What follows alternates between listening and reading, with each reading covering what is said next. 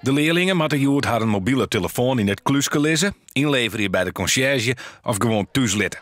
Voor een proteband wie dit dus wel heel onwennig. Je kunt niet naar je sociale contacten kijken. Zeer verschrikkelijk. Ja, inderdaad, vind ik echt.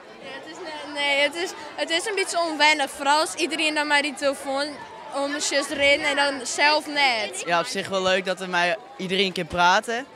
Maar soms is het echt wel leuk om op die telefoon te zitten. Ik vind het helemaal niet zo erg, want ja, waarom zou je het moeten doen? In het skoft is een zware verhaallering. Het doel van de mobielvrije dij is leerlingen bewust maken van het gebruik van haar telefoon. Wij zeggen in de pauzes regelmatig een prutterband toch voordoeken in hun mobiel. En nou ja, toen hebben we met elkaar zitten en toen dachten we van hoe kunnen we de band zeg maar iets leren wat betreft het gebruik van die mobiel. Toen kun je band natuurlijk iets leren in een les, maar dat ken ik in de pauze.